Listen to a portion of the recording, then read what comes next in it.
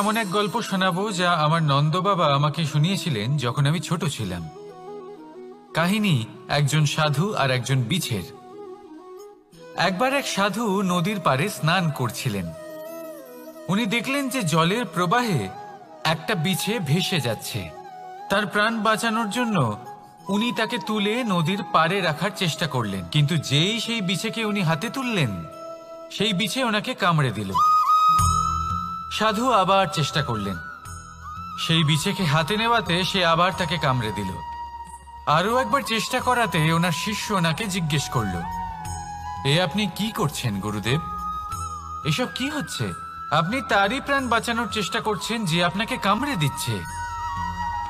গুরুদেব উত্তর দিলেন যে ও বিছে হয়েই নিজের কর্ম করছে, নিজের প্রবৃত্তি, নিজের ব্যবহার বদলাচ্ছে না। তাহলে আমি সাধু হয়ে তা কেন বদলাবো? এর তাৎপর্য হলো সরল, যে সংসারে কিছু মানুষ আছেন যারা হয়তো খারাপ, দুষ্ট প্রকৃতির, আর হয়তো তারা কখনোই বদলাবেন না, কখনোই কোনো পরিবর্তন আসবে না। কিন্তু তার মানে এই নয় যে আমরা আমাদের কর্ম করা ছেড়ে দিই, আমরা আমাদের প্রচেষ্টা ছেড়ে দেব। আগে না, আমাদের তো করতেই হবে, কারণ ইতিহাস সাক্ষী আছে যে এই চেষ্টা এই সংসারের ধারাকেও বদলে দিতে পারে। তাহলে আপনিও আসুন আর আমার সাথে ভালোবেসে বলুন, রাধা রাধা। মানুষ জীবনে সবসময় শিখরে পৌঁছতে চায়, অনেক উঁচুতে উঠতে চায়, আর তার জন্য তারা কি না করে, পরিকল্পনা করে, ষড়যন্ত্র করে, প্রার্থনা করতে থাকে, আবার কারোর কাছে সাহায্যও চায়। কিন্তু এত কিছু করা সত্ত্বেও অনেক সময় মানুষ শিখরে পৌঁছতে পারে না। যদি পৌঁছেও যায় তাও খুব তাড়াতাড়ি নিচে নেমে আসে। এর কারণ কি? একটা উদাহরণ দিয়ে বোঝানো যাক। এই হলো ময়ূর পেখম, আর এই হলো পাথর। যদি এই পেখমকে হাওয়ায় ছুঁড়ে দিই তবে ও উড়তে থাকে, কিন্তু এই পাথর অতি শীঘ্রই মাটিতে নেমে আসে। এর কারণ কি? ভার। এই পাথর হলো ভারী, আর এই শিক্ষাই আমাদের গ্রহণ করতে হবে। ঠিক এইভাবেই যদি আমাদের মন দ্বন্দ্ব আর অহংকার দ্বারা পরিপূর্ণ হয়ে থাকে, তাহলে তা কখনোই শিখরে পৌঁছবে না।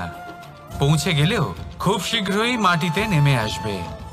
তাই এই মনকে হালকা করতে শিখুন, অহংকারকে, এই হিংসাকে ত্যাগ করুন।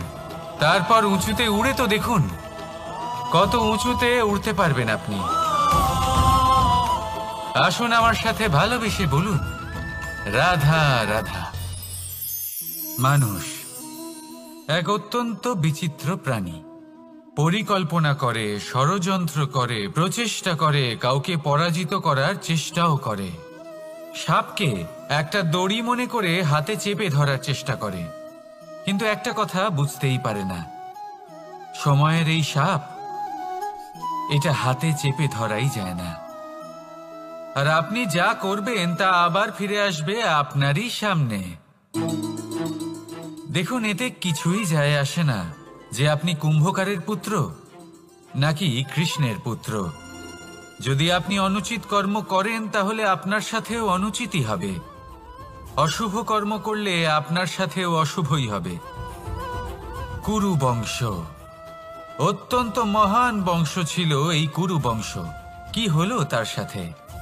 একটা গোটা বংশ বয়ে গেল, কারণ ওনাদের উদ্দেশ্য অশুভ ছিল। অন্যদিকে 5 জন বনবাসী পাণ্ডব মহাভারত বিজয়ী হলেন, কারণ তাদের উদ্দেশ্য শুভ ছিল। তাই মনে রাখবেন, শুভ অগ্নি প্রজ্বলিত করবেন, শুভ তাপ সঞ্চার হবে। অশুভ অগ্নি প্রজ্বলিত করবেন, নরকেই জ্বলতে হবে। তাহলে আসুন আর আমার সাথে ভালোবেসে বলুন, রাধা রাধা। মানুষ জীবনে সবসময় সুখ পেতে চান, কিন্তু এই সুখ, এটা আসলে কি? এই সুখের আসল রূপ কি? আমি বলি, সুখের আসলে 2টি রূপ হয়, বাহ্যিক সুখ, আত্মিক সুখ। আর এটা ঠিক তেমনই হয় যেরকম আমাদের শরীরের সাথে জড়িত ছায়া আর আমাদের শরীরের মধ্যে বসবাসকারী আত্মার। যদি ছায়ার কথা ভেবে দেখেন তাহলে বুঝতে পারবেন আমাদের শোবার সময় ভোরবেলা এই ছায়া অনেক বড় হয়ে যায়। যখন এই সূর্য মাথার ওপরে চলে আসে তার তাপ বেড়ে যায়, তখন এই ছায়া ছোট হয়ে যায়। আর যেই অন্ধকার নেমে আসে এই ছায়া আপনার সঙ্গ ত্যাগ করে। এরকমই হয় বাহ্যিক সুখ।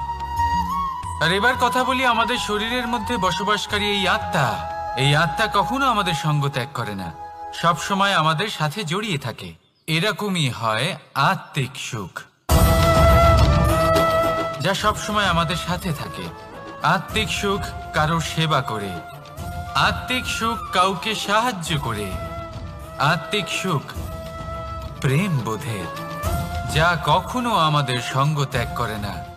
সেখানে বাহ্যিক সুখ, যতক্ষণ আপনি সম্পন্ন কিছু মানুষ এবং সুবিধার সাথে আছে, এই বাহ্যিক সুখ আপনার সাথে থাকবে। সম্পন্নতা চলে গেলে, মানুষজন চলে গেলে, সুখ সুবিধা চলে গেলে বাহ্যিক সুখও চলে যায়। তাহলে এই আত্মিক সুখ খুঁজে নিন এবং সেই সুখের সাথেই বলুন রাধা রাধা। আপনি কখনো কোনো সাধারণ পাখি দেখেছেন? যেমন বাবুই। সে কি করে? সে কোনো গাছের ডালে নিজের বাসা বানায়। এবার সেইখানে বাসা বানানো সহজ ব্যাপার, কারণ সামগ্রী আশেপাশেই পাওয়া যায়। কিন্তু সমস্যা হলো আক্রমণ। কোনো সাপ বা অন্য কোনো পশু ওর বাসাতে ওর সন্তানদের উপর না আক্রমণ করে বসে, এই ভয় তার সব সময় থাকে। আর এটা সব থেকে কঠিন ব্যাপার এদের জন্য, নিজের বাসায় নিজের সন্তানদের সুরক্ষা। আর বাজ পাখি, যদি আমরা বাজের কথা বলি তাহলে তারা কি করে? বাজ পাখি কোনো উঁচু পাহাড়ের শিখরে কোনো পাথরের খাঁজে নিজের বাসা তৈরি করে। এবার ওখানে বাসা বানানো একেবারেই সহজ ব্যাপার নয়, কারণ সামগ্রী আশেপাশে পাওয়া যায় না, দূর থেকে নিয়ে আসতে হয়। কিন্তু সেইখানে আক্রমণের ভয়ও কখনোই থাকে না। এইভাবে উচিত রূপে ও নিজের বাসা রক্ষা করতে পারে, নিজের সন্তানদের রক্ষা করতে পারে। এর সারমর্ম হলো এটাই, যদি সমস্যা বড় হয় তাহলে সমাধানও উচ্চমানের হওয়া উচিত। একটা বাজ পাখির মতো ভাবা আরম্ভ করে দিন। জীবনে যে কোনো সমস্যা ছোট মনে হবে। রাধা রাধা। জীবনে এমন কিছু কাজ রয়েছে যা আপনাকে একাই করতে হয়, আর এমন কিছু কাজ রয়েছে যা আপনাকে একসাথে মিলে করতে হয়, একজোট হয়ে, সঙ্গবদ্ধ হয়ে। এবার সঙ্গবদ্ধ বলতে কি বোঝাতে চাইছি? আমি তাদের কথা বলছি না যারা বাস্তবিকভাবে একে অপরের সাথে কাজ করেন। আমি তাদের কথা বলছি যারা একে অপরের থেকে দূরে থেকেও একে অপরকে বিশ্বাস করেন। আমি আগেও বলেছিলাম, সমস্ত বিশ্বের আশা বিশ্বাসেই বসবাস করে, তাই না? তাই যেখানে সমস্ত বিশ্ব আছে, সমস্ত সংসার আছে, সেইখানেই বিশ্বাস রয়েছে। তাই আপনার আশেপাশে এমন দল সঙ্গবদ্ধ করুন যাদের আপনার উপর বিশ্বাস আছে আর যাদেরকে আপনি বিশ্বাস করতে পারেন। তাহলে আসুন আর আমার সাথে ভালোবেসে বলুন রাধা রাধা। আমরা যে মানুষকে চাই, যাকে আমরা ভালোবাসি, তাকে একটা উপহার অবশ্যই দিতে চাই। এমন এক উপহার যা ওনার ভালো লাগবে, যা শ্রেষ্ঠ হবে, অতি প্রিয় হবে, বহুমূল্য হবে, বা বলতে পারেন মূল্যবান হবে। তাই আমরা কি করি? আমরা বাজারে যাই, তার জন্য স্বর্ণ, আভূষণ, হিরে, মুক্ত এইসব নিয়ে আসি। কিন্তু এটাই কি সর্বশ্রেষ্ঠ উপহার? কখনোই নয়। সর্বশ্রেষ্ঠ উপহার হলো স্বাধীনতা, তাকে নিজের মনের মতো বাঁচার স্বাধীনতা। যদি আপনি কাউকে স্বাধীনতা না দিতে পারেন তাহলে সে কোথাও না কোথাও বন্দী হয়ে যায়, তার বিকাশ কোথাও না কোথাও আটকে যায়। কিন্তু যদি আপনি কাউকে স্বাধীনতা দিতে পারেন তাহলে আপনি দেখবেন ও সমস্ত সংসারকে, এই জীবনকে নিজের দৃষ্টিভঙ্গি দিয়ে দেখবে, বুঝবে যে কোনটা হলো উচিত আর কোনটা হলো অনুচিত। আর এটাই হলো সর্বশ্রেষ্ঠ। আর এবার যদি কাউকে স্বাধীনতার মাধ্যমে এত বড় একটা শক্তি দিতে পারেন তাহলে আপনি আমাকে বলুন এর থেকে বড় উপহার আর কি হতে পারে? আসুন আর আমার সাথে ভালোবেসে বলুন, রাধা রাধা। কর্ম, ধর্ম আর কর্তব্য, এই তিনটি একে অপরের সাথে জড়িত। আর অনেক সময় এই তিনটি পালন করতে করতে আমাদের সেই ব্যক্তির সামনে গিয়ে দাঁড়াতে হয়, তার বিরুদ্ধেই যেতে হয়, যাকে আমরা সব থেকে বেশি ভালোবাসি। কিন্তু সেইখানে এই যুদ্ধ কোনো ব্যক্তিগত যুদ্ধ থাকে না। এ হলো কর্ম, ধর্ম আর কর্তব্যের যুদ্ধ। এটা সরল নয়, অত্যন্ত কঠিন হয় তার সম্মুখীন হওয়া যাকে আমরা সব থেকে বেশি সম্মান করি। কিন্তু আমাদের তো আমাদের ধর্মের পথে চলতেই হবে, কারণ আমরা কর্মবদ্ধ, কর্তব্যবদ্ধ, আর এটাই করা উচিত। শুধু এটুকু মনে রাখবেন, যদি আপনার উদ্দেশ্য শুভ হয়, আপনার ভাবনা শুভ হয়, আপনি যদি কর্ম, ধর্ম আর কর্তব্যের পথে অগ্রসর হন, তাহলে এই প্রক্রিয়াতে যদি আপনাকে আপনার আরাধ্যেরও সামনে দাঁড়াতে হয়, তাহলেও আপনার কোনো ক্ষতি হবে না। তাহলে আসুন আর আমার সাথে ভালোবেসে বলুন, রাধা রাধা। প্রেম এই সংসারে এসেছিল এই সংসারকে প্রেমের শিক্ষা দেওয়ার জন্য, এই জীবনের সুখের অনুভূতি আসলে কি তা শেখানোর জন্য। কিন্তু যদি সত্যি কথা বলি, তো আমি নিজেই প্রতিদিন প্রেমের নতুন নতুন স্বরূপ দেখতে পাই, প্রেমের একটা নতুন অনুভূতি প্রত্যেক নতুন দিনে। আর তার কারণ হলো এই প্রেম অনন্ত, এ হলো দৈব। প্রেম হলো এই সংসারের সব থেকে বড় ঢাল এবং সব থেকে বড় অস্ত্র। এই প্রেম ছাড়া না কোনো ন্যায় হয় আর না কোনো শাস্ত্র, না জীবন আছে আর না অন্ত। এবার যদি এই প্রেম মনের মধ্যে বাস করতে শুরু করে, তাহলে কখনো কোনো সমস্যাই হবে না। আর যদি হয়েও থাকে, তাহলে তা স্থায়ী হবে না। এই প্রেম কি না করতে পারে? এই প্রেম সমস্ত সমস্যা মিটিয়ে ফেলতে পারে, আপনার মনের মধ্যে অহংকারকেও বিনাশ করে দিতে পারে, আপনাকে সাক্ষাৎ ঈশ্বরের সাথে দেখা করাতে পারে। তাই প্রেমের দ্বারা প্রয়াস করতে থাকুন, এই সংসারের প্রত্যেক মানুষকে, প্রত্যেক বস্তুকে, প্রত্যেক জীব জন্তুকে ভালোবাসবেন। আর এই প্রেমের দ্বারাই বলুন, রাধা রাধা।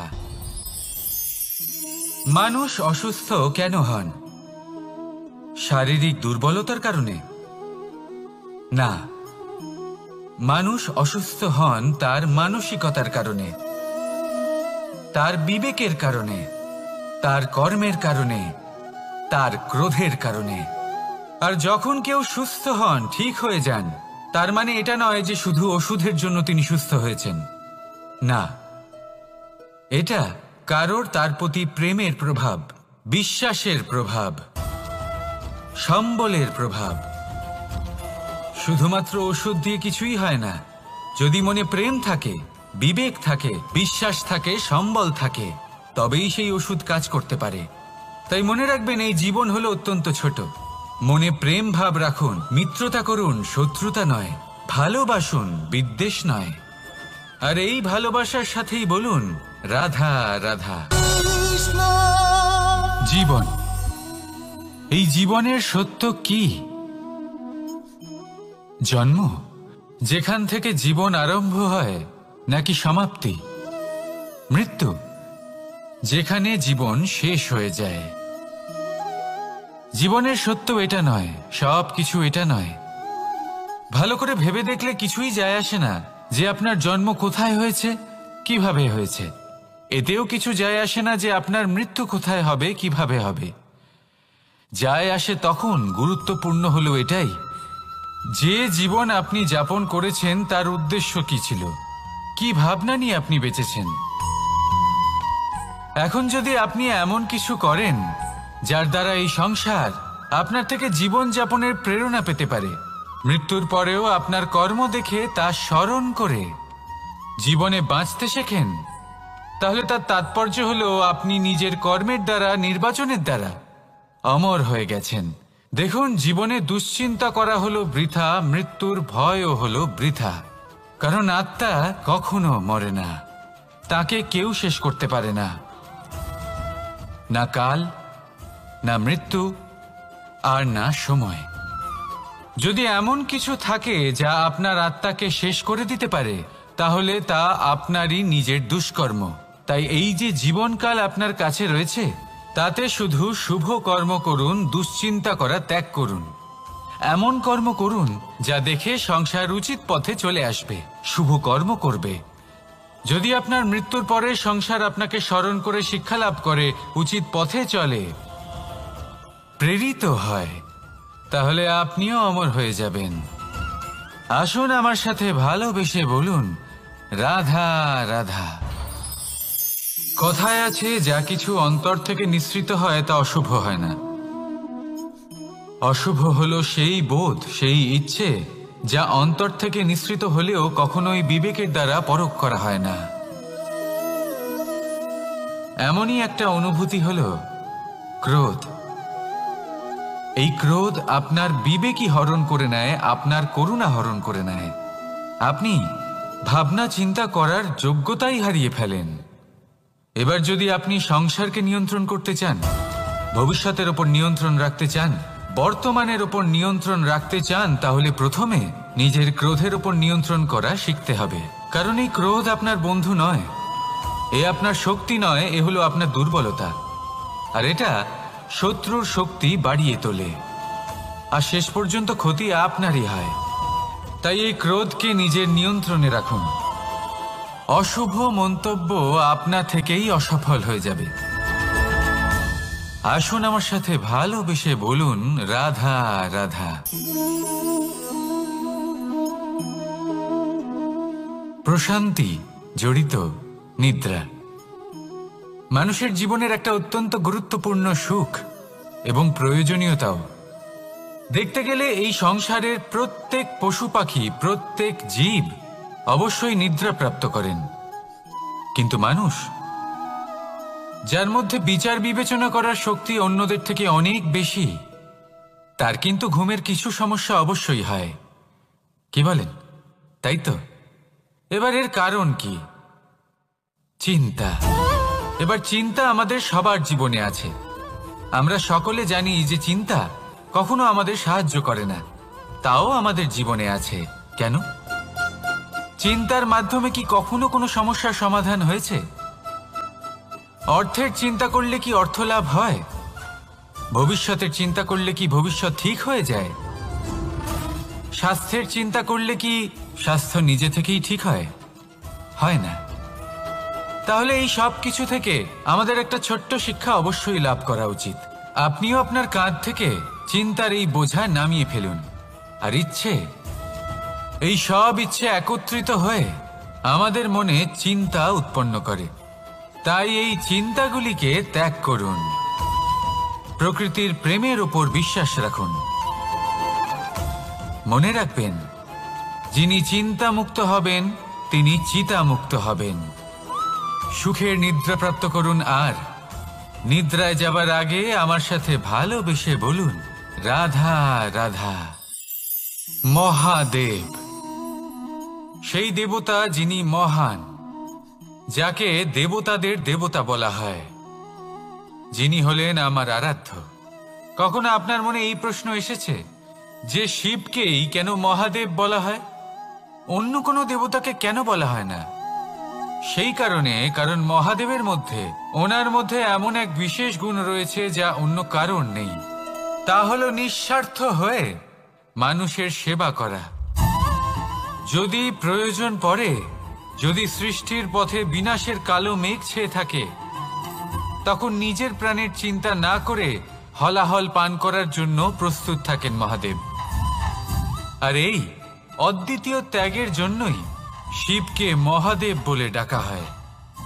এবার যদি কোনো মানুষও নিঃস্বার্থ ভাবনার দ্বারা নিজেকে অর্পণ করে দেয় এই জগতের কল্যাণের জন্য, মানুষের সেবার জন্য, তাহলে তিনিও মহাপুরুষ, মহামানব হতে পারেন।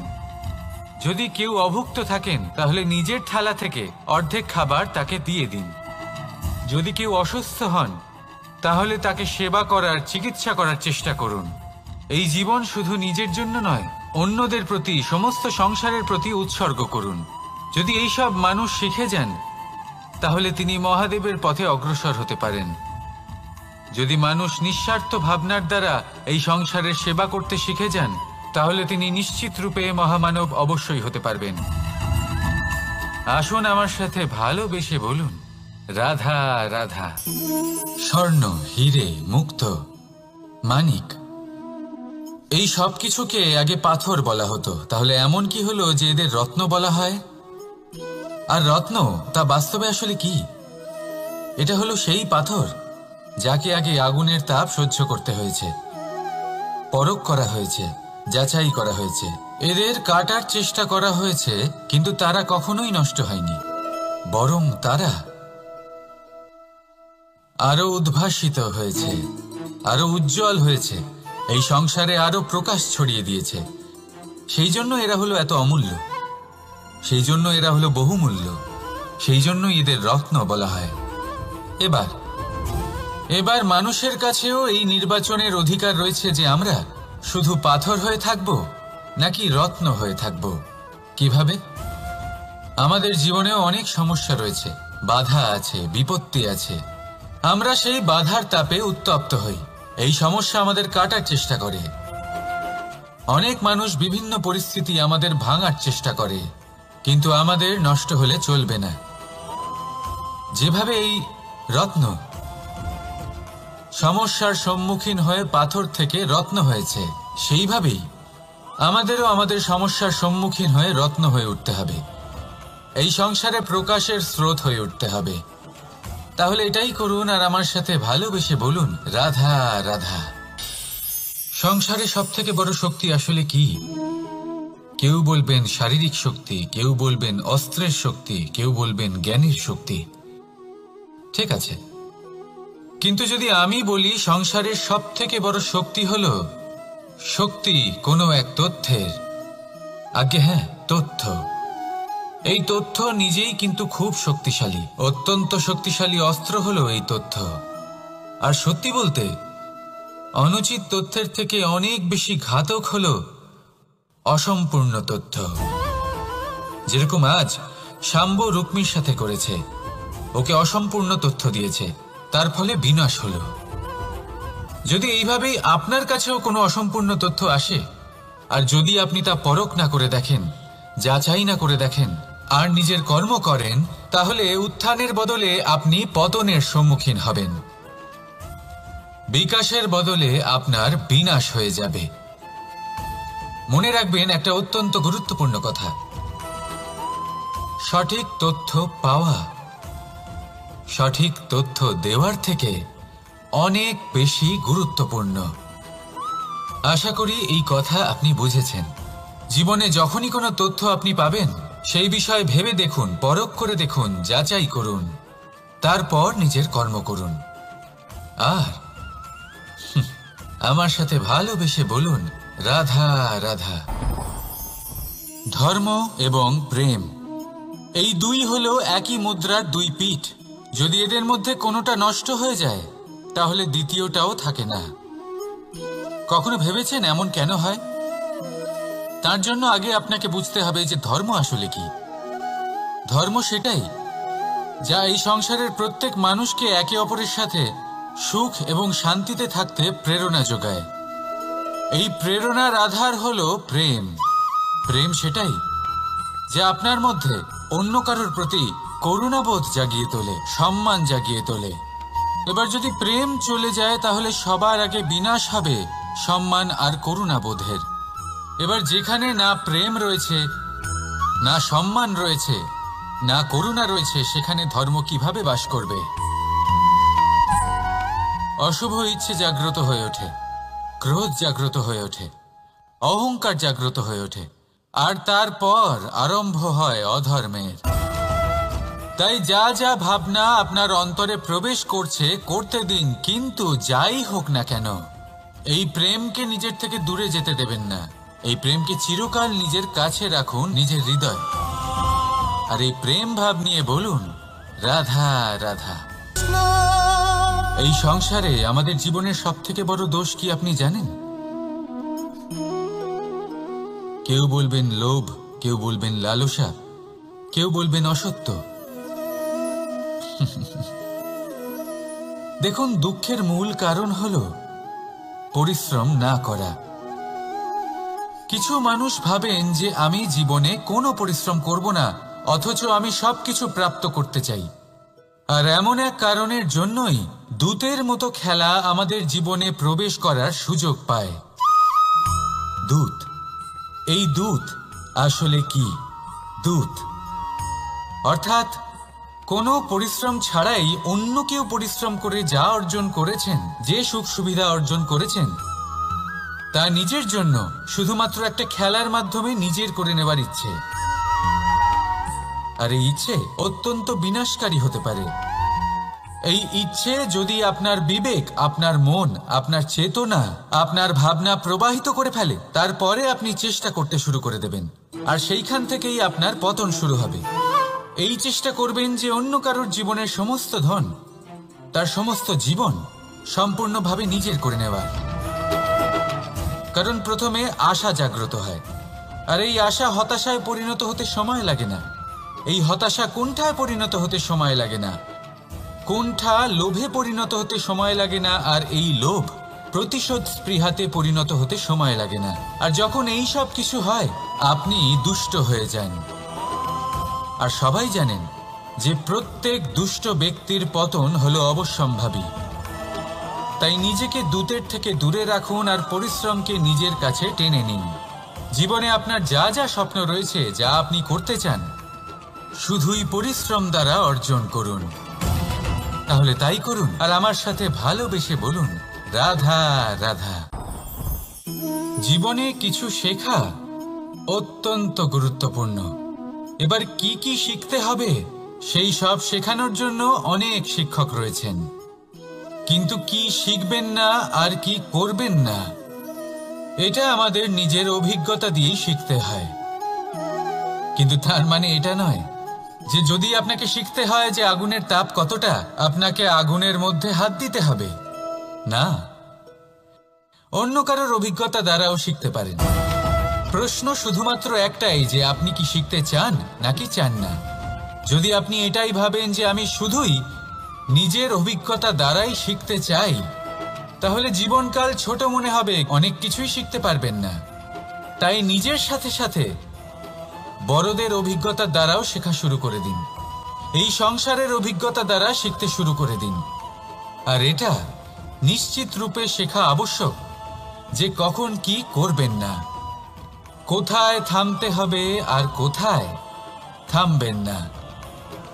তাহলে আসুন আর আমার সাথে ভালোবেসে বলুন, রাধা রাধা। ভোজন। এবার ভোজন সংগ্রহ করার জন্য মানুষ কি না করেন, সব সময় চেষ্টা করতে থাকেন।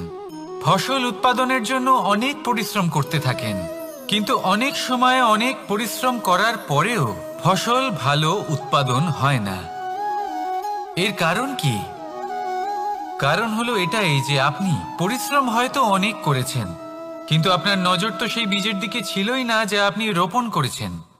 সেই জন্য সব সময় কোনো বীজ রোপণ করার আগে তাকে পরখ করে দেখুন, তা অত্যন্ত আবশ্যক।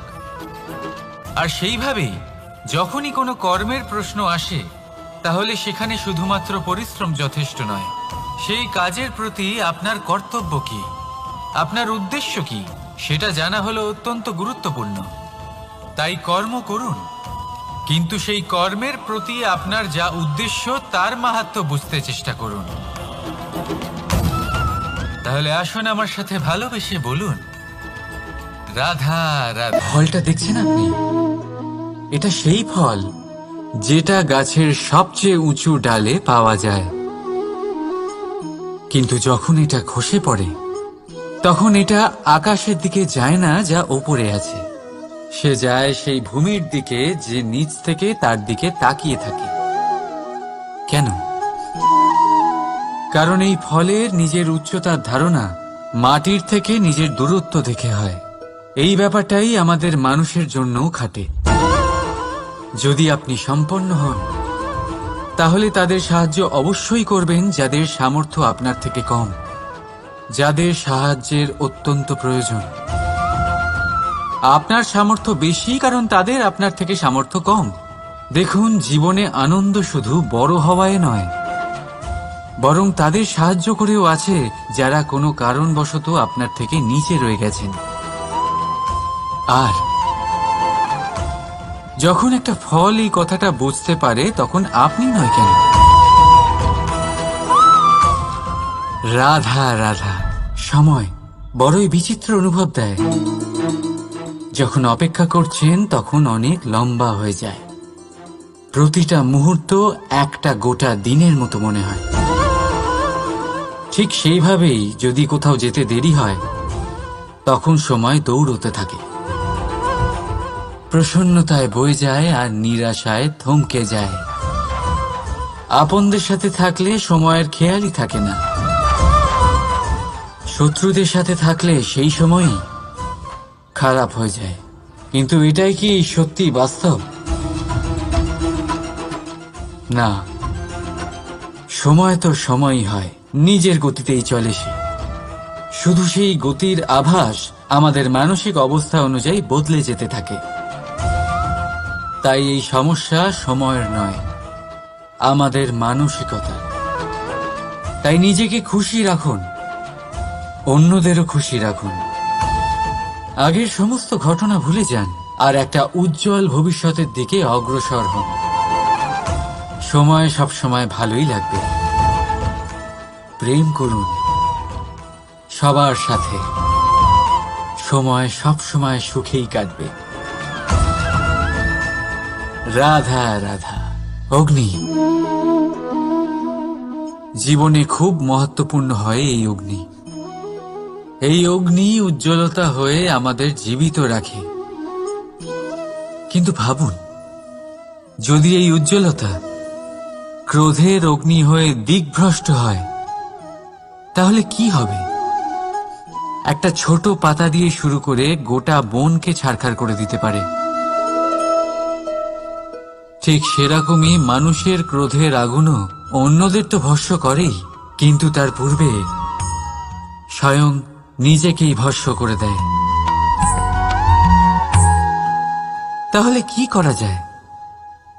কি করে নিয়ন্ত্রণ করা যায় তাকে? উত্তর হলো, তাতে জল ঢেলে দিয়ে, জলের মতো বইতে দিন একে। ঠিক সেইভাবে যেমন সূর্য নিজের অগ্নিকে তেজ বানিয়ে আপনার কাছে পৌঁছে দেয়। এটাই পার্থক্য সূর্যের অগ্নি আর ক্রোধের অগ্নির মধ্যে। সূর্যের অগ্নি বিচ্ছুরিত হয়ে প্রতিফলিত হয়ে আসে, আর সেই জন্যই তাকে তেজ বলা হয়। অন্যদিকে আমাদের ক্রোধের আগুনের কোনো সীমাই থাকে না। তাহলে নিজের অন্তরের শক্তিকে ক্রোধের আগুন বানিয়ে জ্বালাতে চান, নাকি উজ্জ্বলতা বানিয়ে বিস্তারিত করতে চান? সিদ্ধান্ত আপনার। রাধা রাধা। এই সংসার অনেকটাই বড়, আর আমরা তার কাছে অত্যন্ত নগণ্য। এই সংসারে এমন অনেক মানুষ পাওয়া যায় যারা বোঝান যে এই সংসারটা কতটা বড়, কতটা অদ্ভুত, কতটা সুন্দর। আর এই সংসার রচনা করে পরমেশ্বর কত মহান এক কাজ করেছেন। কিন্তু আপনি এই জীবনে মাত্র কয়েকজন মানুষকেই পাবেন যারা আপনাকে এটা বলবেন যে এই সংসারে আপনি কতটা গুরুত্বপূর্ণ, আপনি কতটা অদ্ভুত। যদি আপনি তাদের সাথে থাকেন, তাহলে তারা নতুন কিছু সৃষ্টি করতে পারেন, এই সংসারকে আরো কতটা পবিত্র করতে পারেন। তাই এই সংসারকে গুরুত্ব না দিয়ে সেই মুষ্টিমেয় কিছু মানুষকে গুরুত্ব দিন, কারণ তারাই হলো আপনার আপনজন, আর তারাই আপনাকে সঠিক পথে চালিত করবে। মানুষকে তো বর্ষার স্রোতও বই নিয়ে যেতে পারে, তাকে সাগরও ডুবিয়ে দিতে পারে, কিন্তু গঙ্গা জল সবচেয়ে বেশি শুদ্ধ, কারণ তার কয়েক ফোঁটা মানুষকে মুক্ত করে দেয়। রাধা রাধা। এ হলো একটা পাতলা সুতো। ভাবছি যদি এটা দিয়ে আমি পোশাক বানাই, তাহলে নিজের জন্য কত সুন্দর একটা পোশাক বানাতে পারবো। কিন্তু যদি এটা আমি, চিন্তা করবেন না,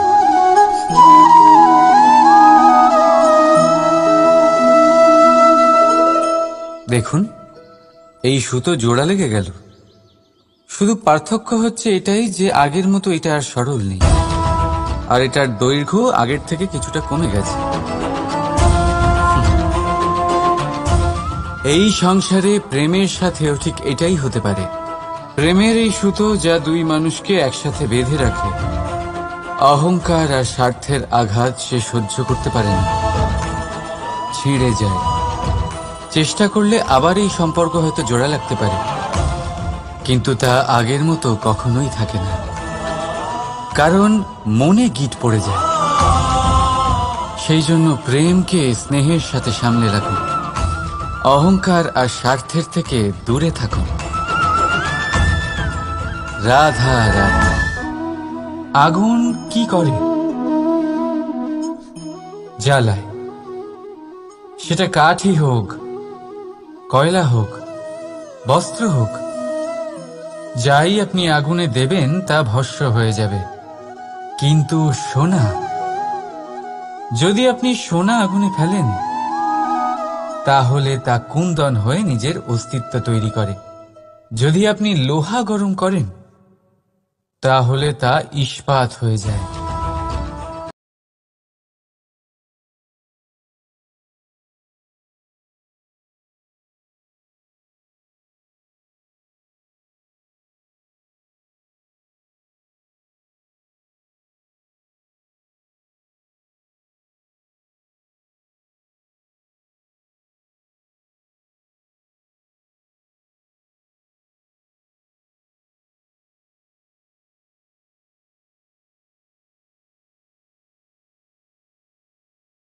অনিষ্ট করতে পারবে না। রাধা রাধা। মানুষের জীবন কি? আপনি বলতে পারেন জন্ম আর মৃত্যুর মধ্যেকার সময়। আর মৃত্যু কখন হয়? যখন মানুষ শ্বাস নেওয়া বন্ধ করে দেয়, হাত পা নাড়ানো বন্ধ করে দেয়, ভাবা ছেড়ে দেয়। এমনটা নয়, মানুষের অন্তর। তার মৃত্যু তখনই হয় যখন তার অন্তরের করুণা শেষ হয়ে যায়। করুণা সেই ভাব যা মানুষকে মানুষ করে তোলে, যা এক মানুষকে আরেক মানুষের কষ্টে তার প্রয়োজনীয়তা অনুভব করে, আর সেটাই তাকে শক্তি দেয় অন্য কাউকে সহায়তা করার জন্য, তাকে পাত্র করে এই সৃষ্টির নিয়ন্তা হবার জন্য। দেখুন, এই সংসারে মৃত্যু কেবলমাত্র একবারই হয়, তাই তার আগে কেন মরব? এই করুণাকে কেন মারব? নিজের মনুষ্যত্ব বজায় রাখুন। মৃত্যুর পরেও আপনি জীবিত থাকবেন। রাধা রাধা। এটা হলো সূচ, আর এটা হলো তলোয়ার। এবারে আপনারা বলুন, আপনাদের দৃষ্টিকোণ থেকে এই দুই বস্তুর মধ্যে কোনটা বেশি শক্তিশালী আর গুরুত্বপূর্ণ হতে পারে? আপনি বলবেন তলোয়ারই সবচেয়ে শক্তিশালী বা গুরুত্বপূর্ণ। আচ্ছা, মানলাম যে তলোয়ার বেশি ভারী হয়। তলোয়ার আপনাকে যুদ্ধে বিজয়ী করে, যুদ্ধে শত্রুর বিনাশ করে, কিন্তু তলোয়ার দিয়ে আপনি কখনো আপনার বস্ত্র সেলাই করতে পারবেন না। যদি আপনার পায়ে কাঁটা ফুটে যায়, তা আপনি তলোয়ার দিয়ে বের করতে পারবেন না। আপনাকে সূচের ব্যবহার করতেই হবে। এবারে বলুন, তলোয়ার পেয়ে যাওয়ার পরে এইভাবে সূচকে হারিয়ে ফেলা কি ঠিক হবে?